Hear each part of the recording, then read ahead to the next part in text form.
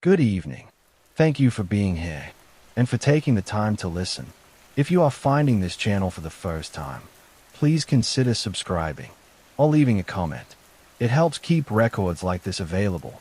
What you are about to hear was not released when it happened. It was buried under jurisdictional review, cultural sensitivity clauses, and internal silence. It stayed that way for years. I am no longer under instruction to keep it contained. This is a statement of record. The following account begins now. I work in places where rules exist, not to prevent accidents, but to contain something that preys on human behavior. I am a tribal deputy.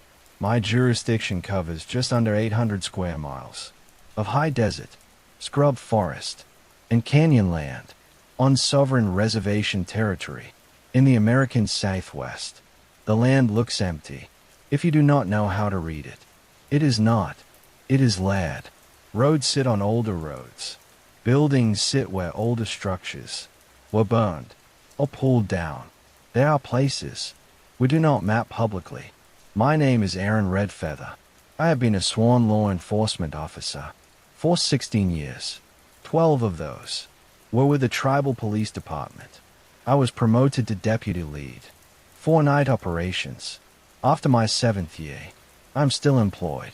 I am recording this because the rules no longer protect us the way they used to, and because 4 people died in a room that did not exist on any plan. On April 17th, 2019, we received a welfare check request from tribal housing. The request came through internal dispatch, not county. That mattered. The address was Building C, Unit 3, Elder Transitional Housing, North Sector. That building had been vacant for almost a decade. I knew that. Everyone on nights knew that. The roof leaked. The electrical was disconnected. We used it for training sometimes, because it was isolated and already condemned. Dispatch logged the call anyway. Welfare checks are not optional. The caller was a maintenance supervisor named Lena Yazzie. She had been assigned a water pressure anomaly near the North Loop. She said she heard voices inside Building C. She said lights were on. The first rule I learned working this land is that if someone reports activity in a place that should be empty, you go, and you go slowly.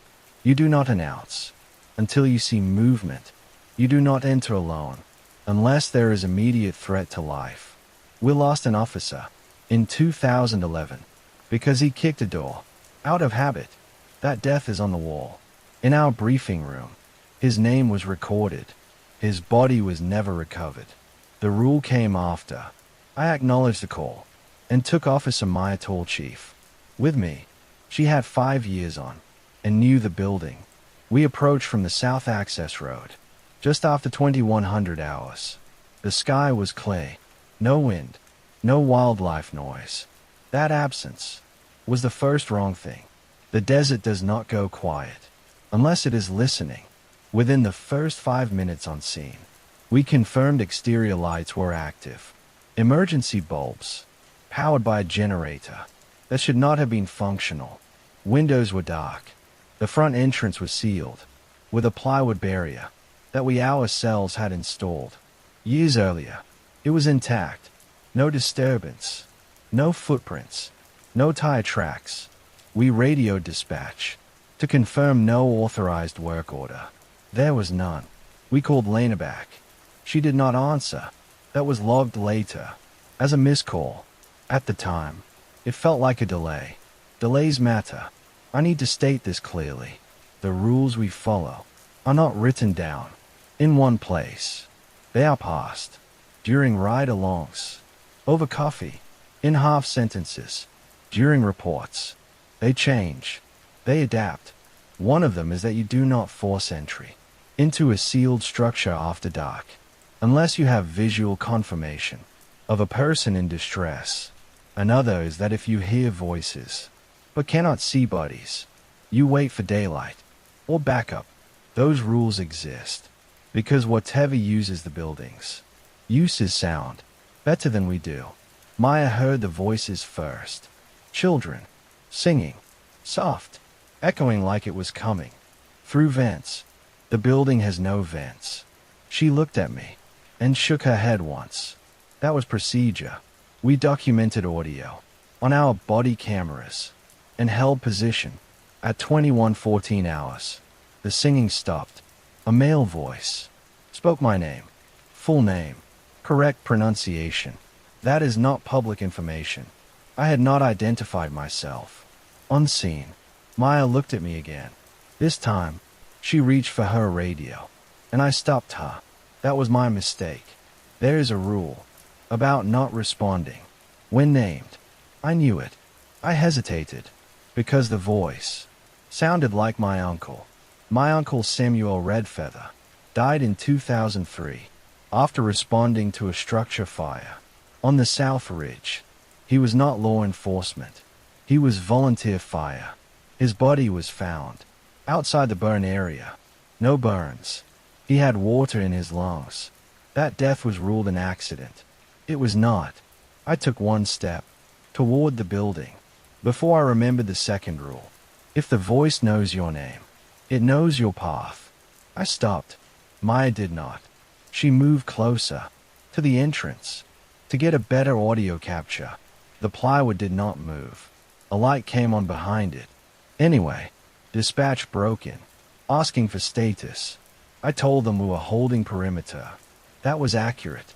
I did not tell them about the voice. That was also a mistake. We are trained to minimize panic. Sometimes that means minimizing truth. At 21:19 hours, a county sheriff unit requested to piggyback the call. Jurisdictional overlap happens. I denied the request. Tribal land. Tribal call. That decision kept this contained. Longer. It also meant fewer witnesses later. We waited. 10 minutes. No sound. The light shut off. Wind picked up. Normal sounds returned. Crickets. A distant coyote. Maya exhaled and said maybe kids were squatting. I said nothing. Squatters do not know. Dead men. At 21:31 hours, the radio crackled. Without a call sign, a voice came through, asking for help. Female. Crying. It said it was locked inside. It said there were no doors. Maya reached for the plywood with both hands. She looked at me and said we could not leave someone like that. Compassion is another lever. It always has been. We called for daylight backup and medical. That was correct. We did not breach. That was also correct. We waited. The crying escalated into screaming. It used Maya's name. That information was on her badge. She tore the badge off and dropped it. That is not in the manual, but it is common sense. At dawn, we breached with a full team. 4 officers, 1 medic. The plywood came off clean. There was a hallway where the lobby should have been. Fluorescent lights. Clean tile. No debris. No graffiti. The air smelled like antiseptic. At the end of the hallway was a room. No visible doors. No windows. 4 bodies were inside. All adults. All deceased.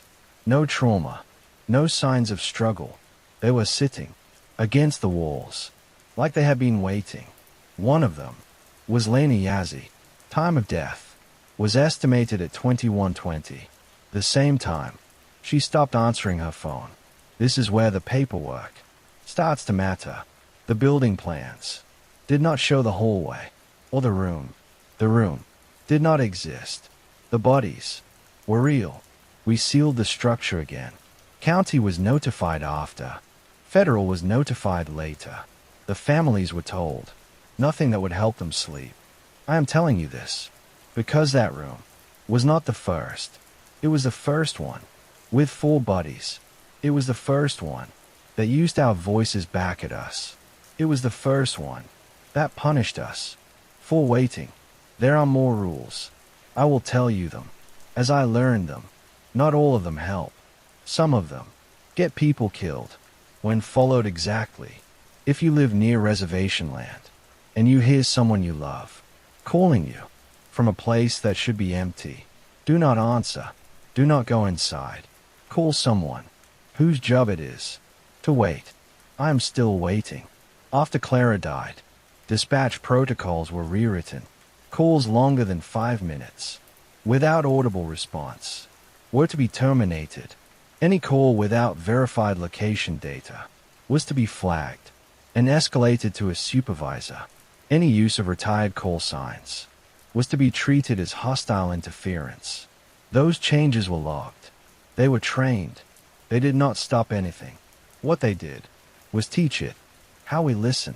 I began keeping a private notebook, not official, not logged, paper only, dates, times, locations, which rules were followed, which were bent, which were broken.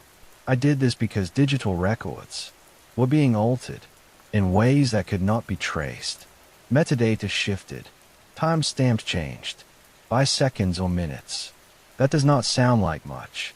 In our work, it is everything. The notebook started as a coping mechanism. It became a survival tool. In September, we had our first multi-site incident. 3 unrelated calls within a 10-minute window. A gas leak near the South Ridge. A missing hiker report near the Canyon Trailhead. A power outage affecting the North Sector Clinic. Each one alone would have been manageable. Together, they stretched us thin. There is a rule about spreading out. Do not respond to simultaneous incidents without confirming. They are independent. We confirmed, or we thought we did. Each call came from a different source, different voices, different systems. It took us weeks to realize the pattern. The entity was learning to schedule. I responded to the clinic, medical facilities. Our priority. The backup generator was running. Patients were calm. Staff was efficient. Nothing was wrong. To right. The power came back on. While I was there, no cause found. As I left, a nurse asked me if I had seen the man. In the hallway, there was no man. There had not been any unauthorized persons. The security cameras showed an empty corridor. The nurse described him anyway. Middle-aged. Uniform that looked like ours, but outdated. No badge number. He had told her everything would be fine and asked her to keep everyone inside until morning. She had agreed because he sounded confident. That was another rule violation. She followed authority. That is how it moves now. Not through fear, through reassurance. At the Canyon Trailhead, the missing hiker was found alive, dehydrated, disoriented. He said he had followed voices off the marked path because they sounded like his friends. He said they were standing just ahead, around the bend. No matter how far he walked, he survived because he collapsed before nightfall. That rule is old. If you are lost, you sit. Movement at night belongs to something else. The gas leak was real. A minor rupture. It forced an evacuation of 12 homes. One of those homes belonged to a retired officer. He refused to leave until he retrieved a box from his basement. He said it had his father's service revolver. He did not come back up. The basement had no exit.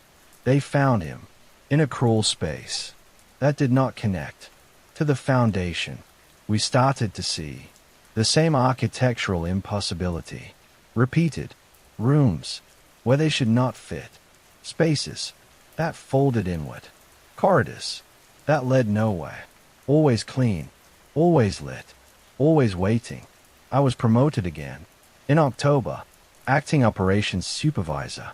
The title came with more access and more isolation. People stopped telling me things casually. Everything became formal. That slowed information flow. Another form of erosion. Federal oversight increased. Inspectors arrived. They asked for reports. They asked about the room. In Building C, they asked why it was not on any plan. We showed them the plans. They nodded. They left. One of them stayed behind and asked me quietly if I had ever heard of similar incidents elsewhere. He did not name locations. He did not need to. I told him yes. He asked how we handled it. I told him. We delayed. He smiled, like that was a joke. He told me, delaying only works if everyone delays together. Then he asked me if we had churches on the reservation. That question bothered me more than anything else he said. In November, the entity tested us directly. It used my voice. A call went out over the radio, ordering units to respond to a disturbance near the old quarry. The call sign was mine. The voice was mine. The cadence, the pauses, the slight rasp. From years of night shifts, I was sitting in my office. When it happened, I heard myself give instructions I would have given. 2 units responded before dispatch caught the discrepancy. They arrived on scene and found nothing. One of them reported hearing footsteps in the gravel. He followed them, despite orders to hold. He stepped into a pit that had not been there the week before. He broke his leg. He survived because his partner did not follow. We issued a department-wide directive. No orders are valid unless visually confirmed by a supervisor. That is not sustainable. You cannot run emergency services on visual confirmation alone. We did it anyway. The false stabilization ended violently in December. Snow is rare here, but it happens. When it does, everything slows. That night, a storm rolled in, faster than predicted. Roads iced over. Visibility dropped. We received a call from tribal housing again. Same supervisor name, same building, different unit number. The call was flagged as suspicious. We did not respond. An hour later, county received a call about lights in the building. They responded without notifying us.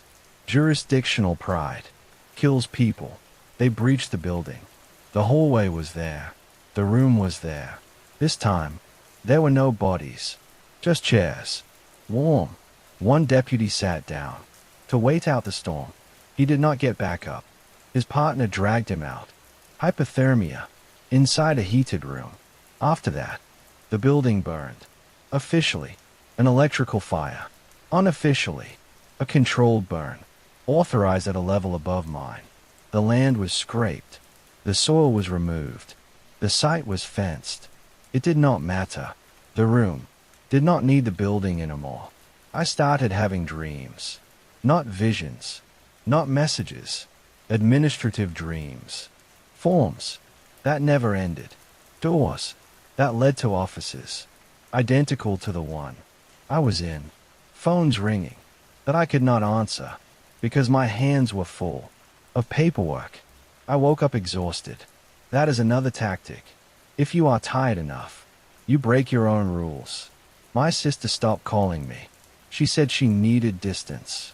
She said I was not present, even when I was there. She was right. Grief narrows you. Duty narrows you further. Together, they make a tunnel. In January, we lost a trainee. 18 months on, he responded to a call for assistance from an elder who had fallen. The address was correct. The elder was real. The fall was staged. While the trainee helped him up, a door appeared behind him. He did not notice until it closed. The elder was gone. The trainee was found 2 days later, wandering the highway, barefoot. He could not explain where he had been. He kept apologizing for not following instructions. He could not remember receiving. Medical cleared him physically. Psych recommended leave. He resigned instead. That is another loss. Quiet. Uncounted. The rule about elders is sacred. You help. You do not question. That rule is being used against us now. The entity understands our values better than we do.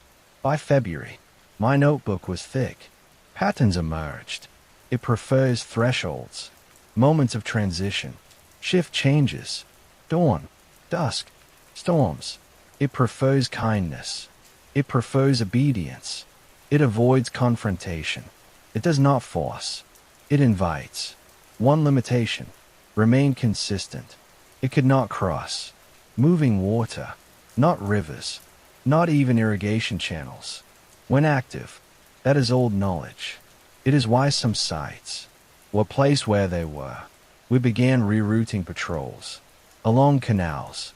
We used water trucks to create barriers. During responses, it worked. Briefly, then the water pressure dropped. The pumps failed. The channels ran dry. Maintenance could not find the cause. The entity does not create, but it can interrupt. It does not need to cross water. If it can make you cross it, for it, I am still here, because I have learned to wait, to delay, to say no, even when every part of me wants to say yes. I have lost family. I have lost colleagues. I have lost faith in systems. That taught me to trust them. I'm telling you this because you might be next in line. Without knowing it, the rules will reach you. Eventually, they always do. By March, containment was no longer the word anyone used out loud. We still wrote it. We still briefed it. But in private conversations, the language shifted. Mitigation and exposure management, those are not the same thing. Mitigation assumes loss is expected. Exposure management assumes spread is inevitable. The first sign that it had moved beyond our jurisdiction came through a mutual aid request. A neighboring reservation asked if we had experience reports of non-structural rooms. That was their term, non-structural rooms. I told them yes, and asked what prompted the question. They said they had lost a public works inspector inside a water treatment facility that had been operational for 30 years. He entered a storage area that had never existed before. He was found alive, but unresponsive, sitting in a chair that did not belong to the facility. He had no memory of entering the building. That conversation was not logged. We convened an internal working group, 4 supervisors, 2 dispatch leads, 1 elder liaison. No county, no federal. The elder liaison was not there for ceremony. She was there for memory. Some of the rules are older than the badge, older than the buildings, older than the idea that we control space by naming it. She told us that the rooms were never meant to be sealed. They were meant to be avoided. She said the mistake we keep making is trying to close what feeds on closure. She said thresholds, our invitations, and walls, our promises. I wrote that down, even though I did not understand it yet. We reviewed every incident. Since April, we mapped them. Patterns overlapped, but not cleanly. That bothered the analysts. It bothered me less. Intelligence does not move in straight lines. It tests. It probes. It watches how you respond and adjusts. One of the supervisors asked if we could evacuate certain areas permanently. That question ended the meeting. You cannot evacuate a homeland. You cannot clay a people. The entity knows that. It uses our immobility as leverage. In April again, 1 year from the first room, the calls returned with intensity, not more frequent, more targeted. They referenced internal memos. They used names of officers who had transferred or retired. They timed themselves to policy changes. A call came in for a livestock accident near the river crossing. The caller identified himself as my father. My father has been dead for 20 years. Dispatch froze. They did not route the call. They flagged it. They called me instead. Hearing his voice through a recorded line did something to me. That training did not prepare me for. He sounded tired. He sounded worried. He said there was a cow stuck, and he needed help lifting it. That was the kind of call I would have answered without thinking. When I was younger, that is how it anchors. In normalcy, I told dispatch to disconnect and log the audio. They did. The recording ended with him saying my name. Once. Just once. That is restraint. That is confidence. I took personal leave. After that, not because I was compromised, but because I was becoming brittle.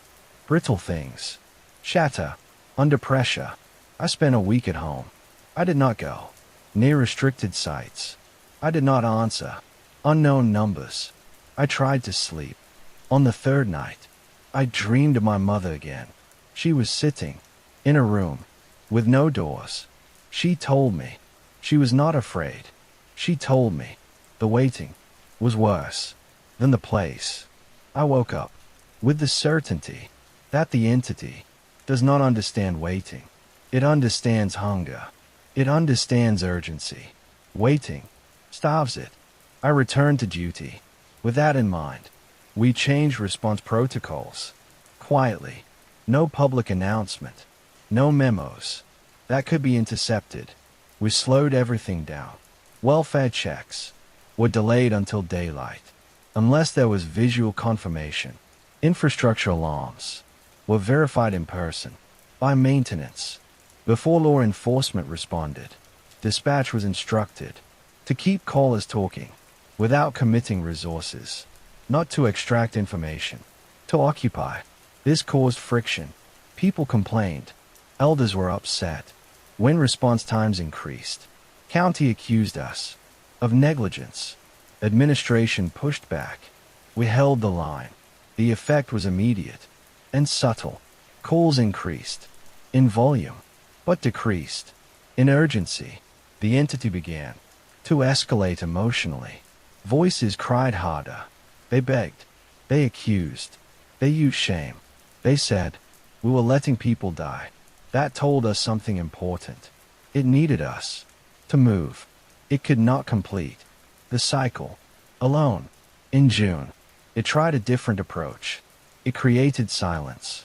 For 3 days, there were no calls, no anomalies, no glitches. Power was stable. Water pressure normal. Radios clear. It was unnerving. The elder liaison told us this was a test. She said when a predator goes quiet, it is watching how you fill the space. On the 4th day, a wildfire broke out near the canyon. Natural cause. Lightning strike. Real emergency. We responded with everything we had. Fire crews.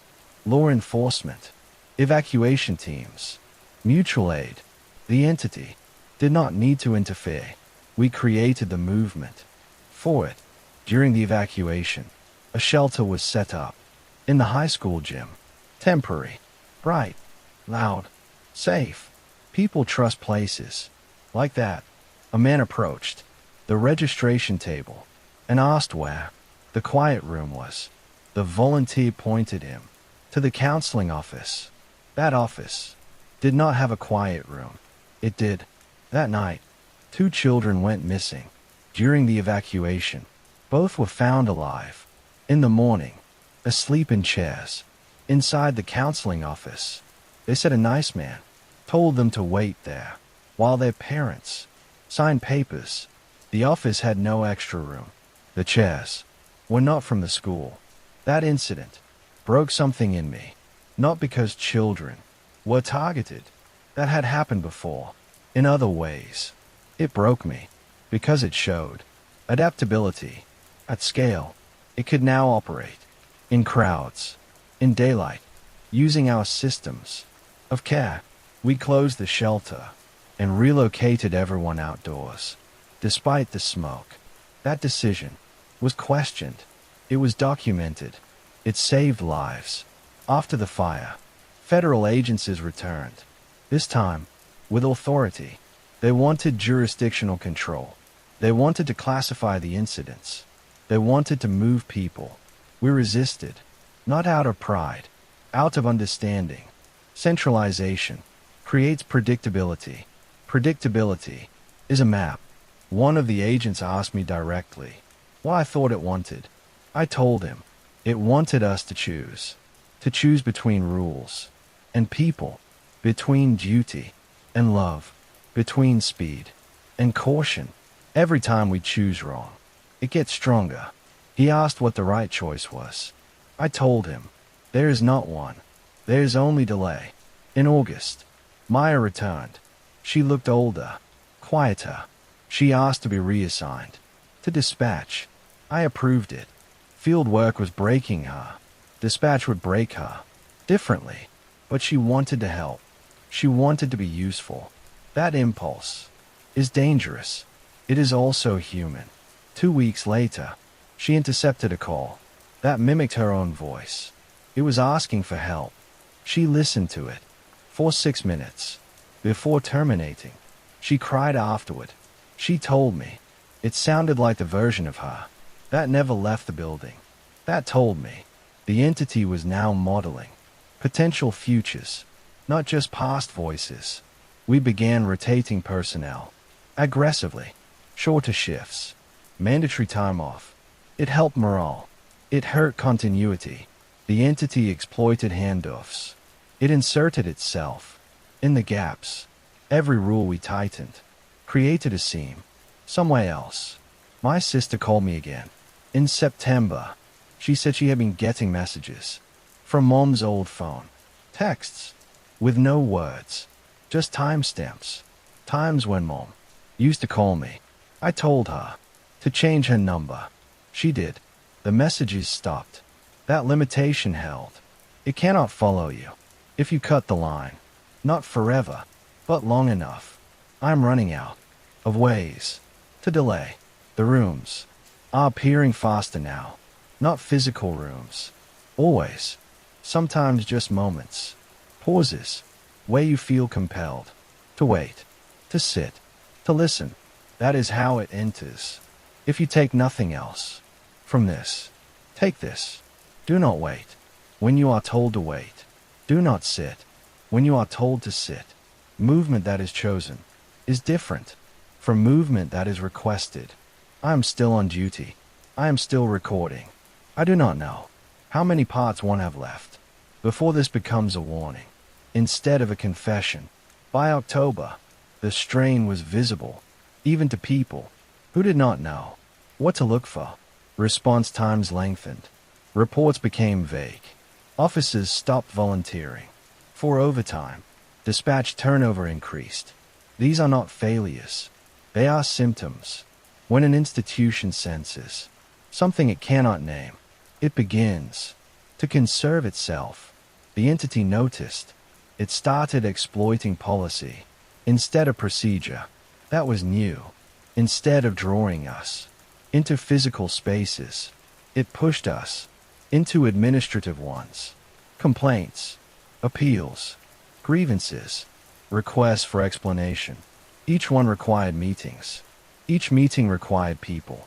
In rooms, closed rooms, conference rooms, offices, portable trailers, brought in for reviews and interviews.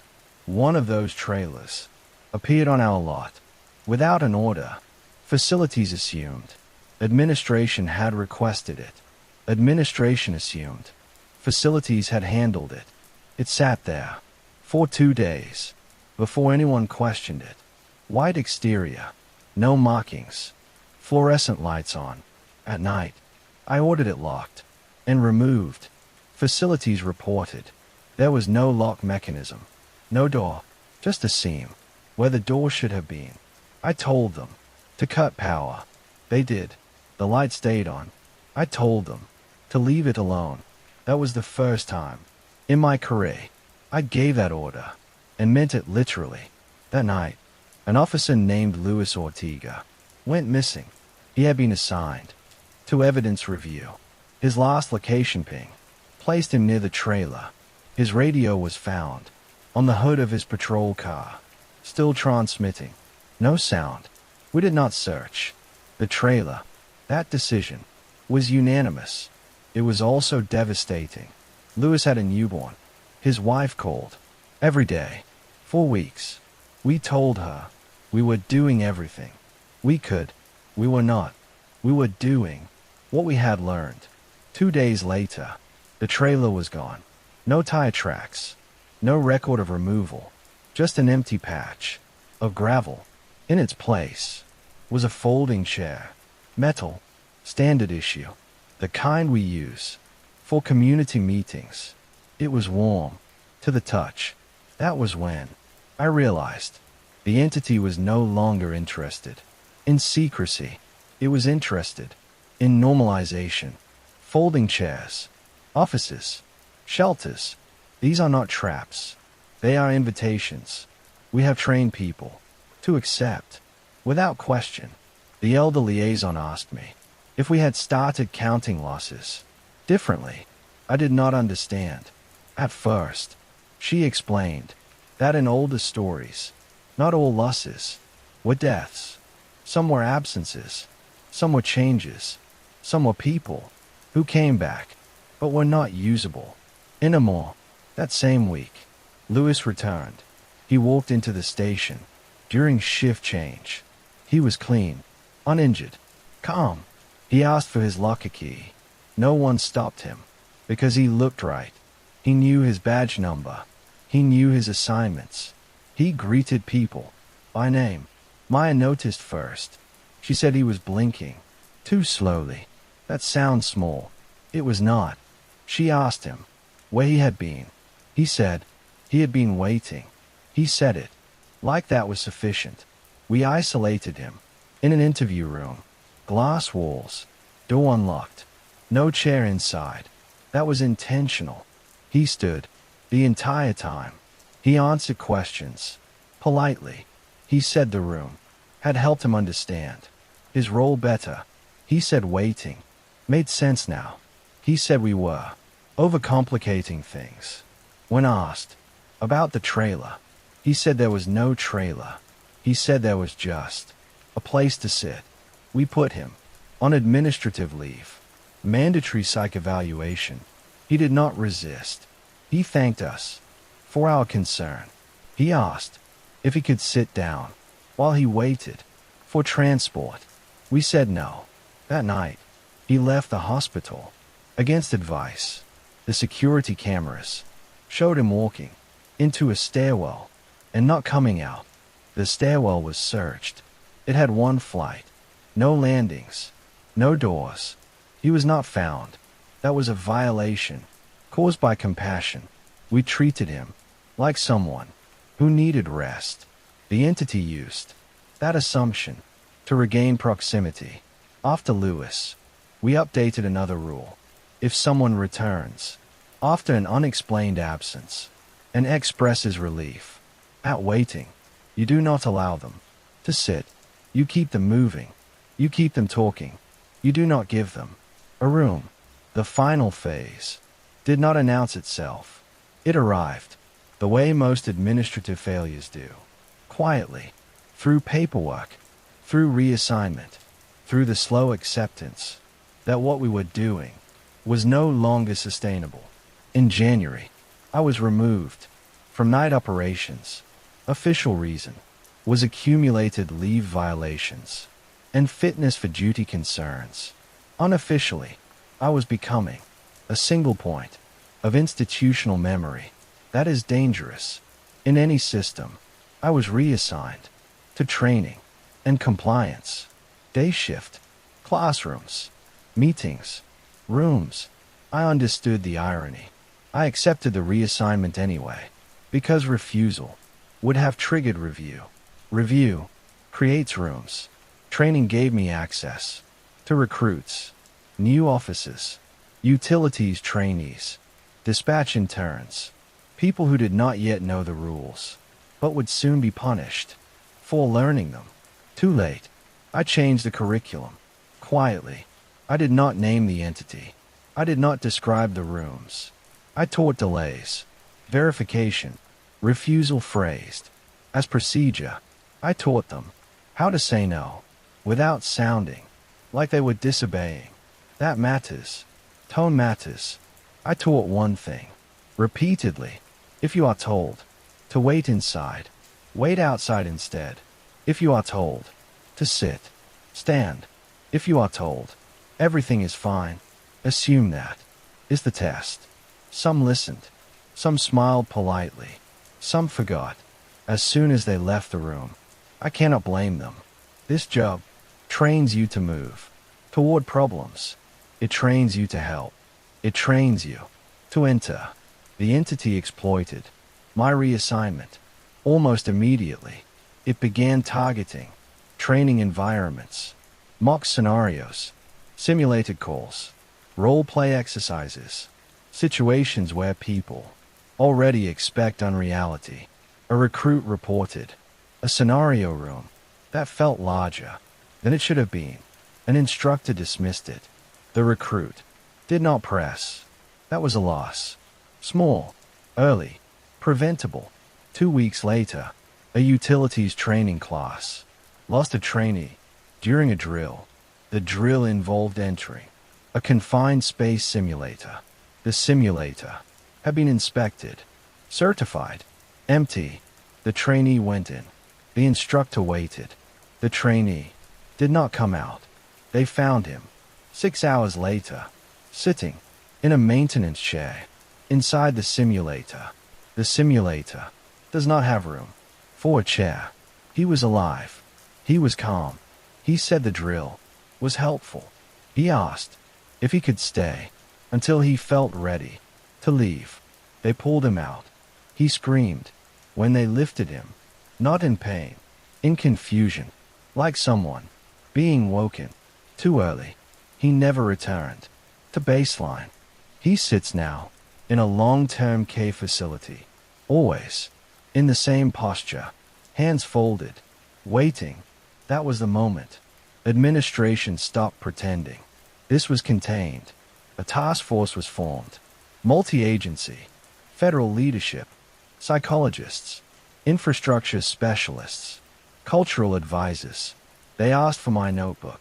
I refused. I gave them a summary instead. Patterns, without specifics. Rules, without locations. They were frustrated. They wanted coordinates, blueprints, names. I told them those things were weapons. If mishandled, they did not agree. They took control. Anyway, centralized command was established in a repurposed civic building. Glass walls, open concept, plenty of seating. I attended the first briefing, then excused myself. I cited illness. That was not a lie. Within a month, the task force had its first fatality. A senior analyst stayed late to review footage. He was found in a conference room chair. The next morning, no trauma, no explanation. The room had no anomalies. The footage showed him sitting down to think. The entity had learned that command structures create stillness. I was asked back into operations. After that, not officially, quietly, as an advisor, I agreed. Under one condition: no closed-door meetings, no sitting during briefings, no waiting rooms. We stood, we paced. People complained. Productivity dropped. Losses slowed. The entity adapted by accelerating turnover. People burned out faster, quit, transferred, retired early. Institutional memory thinned. New hires did not have time to absorb unwritten rules. The task force called this acceptable attrition. I did not. In April, 2 years after the first room, the rooms began appearing without invitation. That is the only way I can describe it. No call, no voice, no low. Officers would turn a corner and find a space that should not exist. A single chair, a desk, a light, always clean, always quiet, always suggesting rest. The first time this happened to me, it was in the courthouse basement. I was walking to archives. I turned down a corridor. I had walked 100 times. Halfway down, there was a door. There had never been a door. It was open. Inside was a small office. No windows. A desk. A chair. A file folder. On the desk. With my name on it. I did not enter. I did not look away. Either. I stood there. And recited. Every rule I knew. Out loud. Until a janitor. Walked past. And broke the moment. When I looked back. The door was gone. That was when. I understood. The final limitation. It cannot force you. To be alone. If someone else. Is present. It can isolate. It can distract. It can divide. But it cannot complete. The waiting. If there is witness. That is why it prefers. Off hours. Night shifts. Solo responses. Late work. Closed offices. We changed strategy again. We paired everything. No one worked alone. Not patrol. Not dispatch. Not maintenance. Even administrators. Had to have someone present. After hours. It was inefficient. It was expensive. It saved lives. The entity responded. By exploiting compassion. At scale. A regional disaster exercise. Was scheduled. Earthquake scenario. Multiple casualties. Simulated chaos. Volunteers playing victims. Actors playing responders. It was meant to test readiness. It became an opening. During the exercise, a quiet room was established for simulated psychological first aid. Counselors, soft lighting, chairs, signs encouraging people to sit and process. It was standard. It was also catastrophic.